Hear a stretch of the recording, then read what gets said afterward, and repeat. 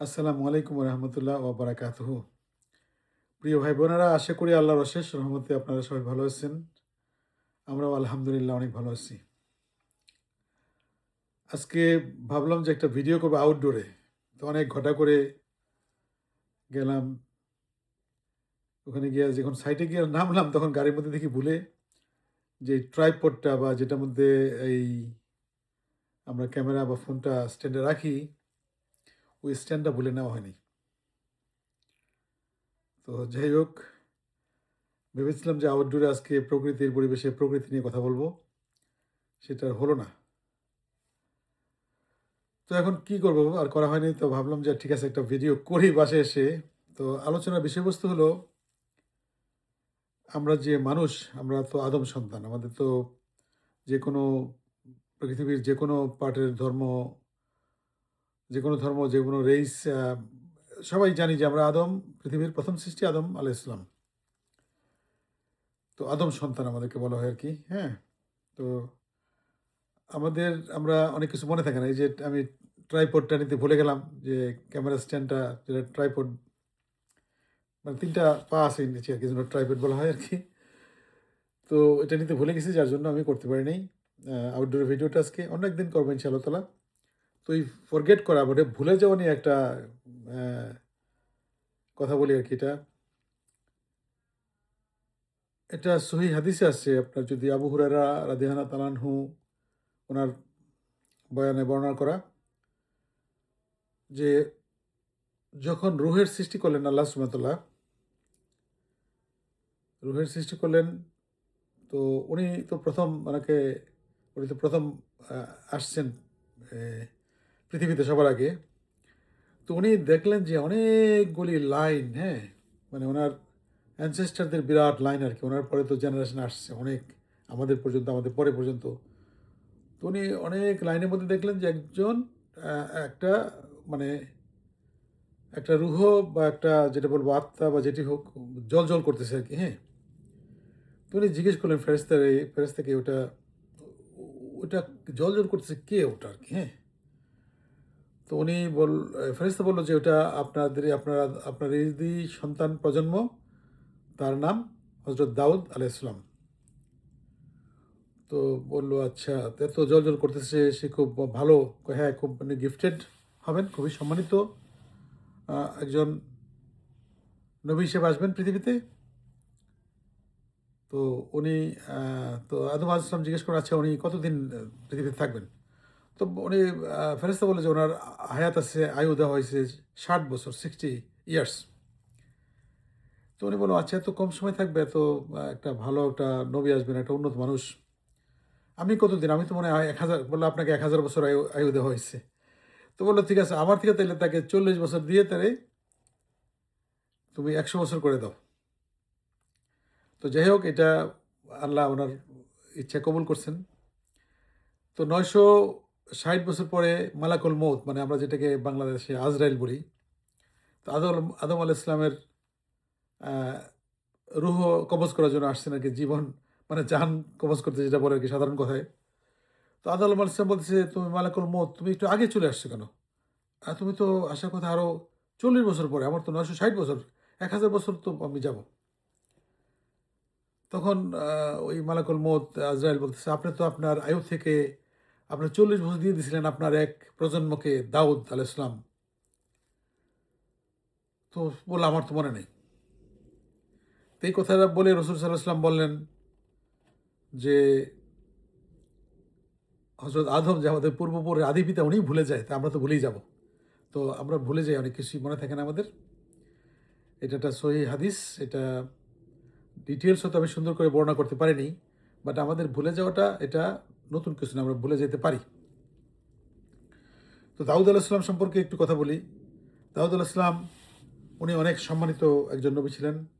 আল্লাহর কাছে অনেক সম্মানিত, এবং উনাকে আল্লাহ জবুর, আসমানি কিতাব জবুর দিয়েছিলেন, জবুর। এবং দাউদ আলাইহিস সালাম সম্বন্ধে আরেকটা জিনিস হলো, উনি খুব সুন্দর তেলাওয়াত করতেন। উনি এত সুন্দর তেলাওয়াত করতেন যে উনার মতো এত সুন্দর তেলাওয়াত মানে কোনো আর অন্য কেউ করতে পারতেন না আরকি, হ্যাঁ? করতে পারেন নাই বা করেন নাই বা করতে পারবে না, যেটাই হোক।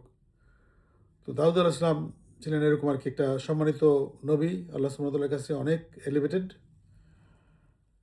ওনার সম্মান ছিল। আর আরেকটা জিনিস, দাউদ আলাইহিস সালাম সারা জীবন উনি রোজা রাখতেন। একদিন আজকে যেমন করে খাবেন, আগামীকাল রোজা রাখবেন, তারপরে খাবেন, আবার রোজা রাখবেন। তো সারা জীবন উনি রোজা রাখতেন এভাবে যে একদিন পরপর একদিন রোজা রাখতেন আর কি। হ্যাঁ, তো এই রোজাটা আল্লাহ সুবহানাহু ওয়া তাআলার কাছে অনেক প্রিয় ছিল এবং সেটা সম্বন্ধেও আমাদের সহিহ হাদিসে আসছে, সহিহ বুখারী, সহিহ মুসলিমে পাবেন আপনারা, যে রসুল সাল্লাল্লাহু আলাইহি ওয়াসাল্লামকে একজন সাহাবী জিজ্ঞেস করেছিলেন যে আল্লাহ সুবহানাহু ওয়া তাআলার কাছে কোন রোজা সবচেয়ে ভালো, কোন সিয়াম? তো উনি নবী সাল্লাল্লাহু আলাইহি ওয়াসাল্লাম উত্তর দিয়েছিলেন যে দাউদ আলাইহিস সালামের রোজা ছিল আল্লাহর কাছে সবচেয়ে প্রিয়। তো যাই হোক, এই দুইটা হাদিস থেকে আমরা বুঝতে পারি যে দাউদ আলাইহিস সালাম অনেক সম্মানিত নবী ছিলেন আমাদের। May Allah grant him higher level in Jannah ইনশাআল্লাহ তাআলা, এবং আমাদেরকেও দাউদ আলাইহিস সালামকে যাতে আমরা দেখতে পারি বেহেশতে গিয়ে, আল্লাহ আমাদের সবাইকে এই তৌফিক দিন। তো এইটুকু আলোচনা ছিল আজকের। ইনডোর তো, বাইরে থাকলে একটু প্রকৃতি নিয়ে কথা বলতে পারতাম। তো এই তো চলতেছে আর কি। তো আপনারা তো বলতে পারেন কিছু, তাই না? আপনারা আলোচনায় অংশগ্রহণ করুন, আমাকে আমার সাথে কথা বলুন যে আমি কোনটা ভুল বললাম, এটা হাদিস সঠিক হাদিস না বা কিছু একটা, এগুলি নিয়ে বলেন আর কি। হ্যাঁ, এখন আপাতত রাজনীতি থেকে একটু দূরে আছি, তারপরও ফেসবুকে লোকজন বকাবদ্ধ করে, করুক, আলহামদুলিল্লাহ। আমি যতক্ষণ পর্যন্ত আমি না করি তাইলেই চলবে আর কি। তো এখানে আমরা মোটামুটি, আমি যেখানে থাকি আমাদের এখানে 5টা মসজিদ আছে। যখন আমরা এখানে এসেছিলাম তখন মুভ করে তখন ছিল 2টা মসজিদ, পরে আরও 3টা হয়েছে আর কি। হ্যাঁ, তো এর মধ্যে মনে করেন যে নতুন যে 3টা, আসলে 4টা মসজিদ দিয়ে আলহামদুলিল্লাহ আমি জড়িত ছিলাম, ওতপ্রোতভাবে কাজ করেছি বিভিন্ন সময়। তো এখন আমার বাসা থেকে বের হলে ডান দিকে, আগে ছিল না, আগে দূরে ছিল মসজিদ। এখন বাসা থেকে বেরিয়ে মেন রাস্তা থেকে ডান দিকে গেলে একটা মসজিদ পড়ে, 5 মিনিটের রাস্তা বা 6 মিনিটের রাস্তা, বাম দিকে গেলেও এরকম 5 মিনিট বা 6 মিনিটের রাস্তা আরেকটা মসজিদ, আলহামদুলিল্লাহ। তো মসজিদ তো আল্লাহর ঘর, আমরা চেষ্টা করি। এখন আমরা একটা মসজিদে বেশিরভাগ নামাজ পড়ি, মসজিদ আল করিম, আরেকটা মসজিদ জোহরা। তো আমি গত কয়েকদিন আবার ওখানেও যাই একটু। আমি এশার সময় মসজিদ জোহরাতে পড়ি এবং ফজরের নামাজ পড়ি মসজিদ আল করিমে। কারণ মসজিদ হচ্ছে কি, আপনার দেখেন, আপনার বাসার কাছে যদি একটা মসজিদ থাকে, ওই মসজিদটার কিন্তু হক আছে আপনার প্রতি।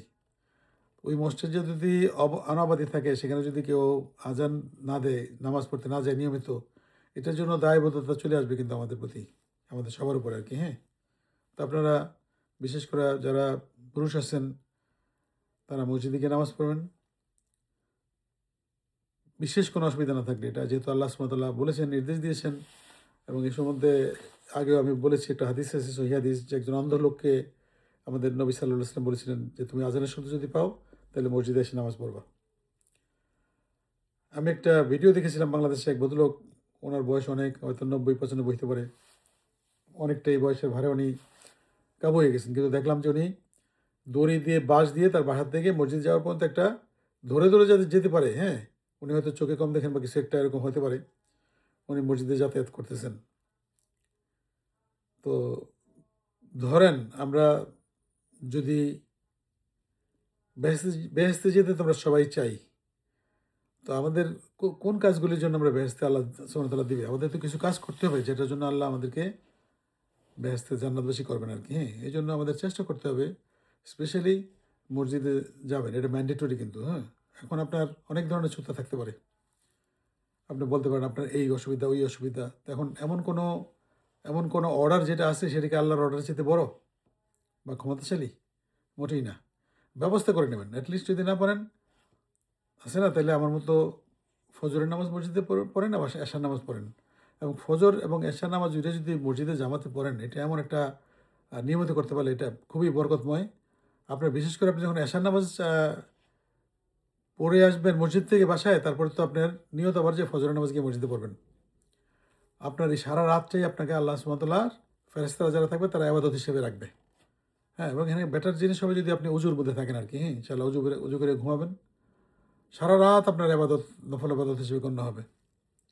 খুবই একটা সহজ উপায়ে অনেক বেশি পাওয়া যায়। হ্যাঁ, আপনারা দেখেন পৃথিবীতে টাকা বা ডলার, পাউন্ড এগুলো নিয়ে আমরা কত ক্রেজি। কিন্তু আপনার একটা নেকির কাছে এই দুনিয়ার বিলিয়ন ডলারও কিছু না। অনন্তকালের একটা জীবনের জন্য, ভালো জীবনের জন্য আপনার একটা নেকি, একটা মাত্র নেকির জন্য আমরা অনেক কিছু মিস করতে পারি। এটা খেয়াল রাখতে হবে আমাদের। হ্যাঁ? আমরা যাতে কোনো নেকি না ছাড়ি। হ্যাঁ? সামনে ইনশাআল্লাহ তাআলা এই যে সামনে চলে আসতেছে আ শাবান মাস, তারপরে আসবে রমাদান ইনশাআল্লাহ তাআলা।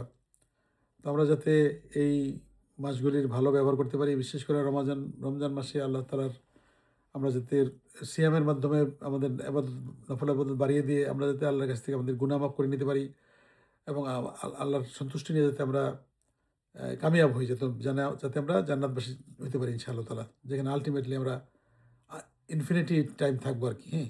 ওখান থেকে আমাদের তো আর মরতে হবে না, আবার কবর দিতে হবে না, কিছুই হবে না ইনশাআল্লাহ তাআলা। তো যাই হোক, আলাপ শুরু করলাম ছোট্ট জিনিস দিয়ে, অনেকটা বড় হয়ে গেল। আমি চেষ্টা করতেছি ১০ মিনিটের মধ্যে রাখার জন্য ভিডিওগুলি। কারণ অত্যাধিক বড় ভিডিও তো আপনাদেরও ধৈর্য নাই দেখার, বসে, বসে শোনার। নিতান্ত যারা আপন লোক তারা অবশ্যই দেখে। তো ঠিক আছে ইনশাআল্লাহ তাআলা, আ সবাই ভালো থাকেন ইনশাআল্লাহ। সুযোগ মতো থেকে একটা আউটডোর ভিডিও করব। আবার লিস্ট আপনারা যদি সিনসিনারি দেখেন, সিনসিনারি দেখতে, দেখতে আমার কথাগুলি শুনেন, আমারই উপকার হবে বেশি আপনাদের চাইতে। ভালো থাকবেন সবাই, কমেন্ট দিবেন। আসসালামু আলাইকুম ওয়া রাহমাতুল্লাহ ওয়া বারাকাতুহু।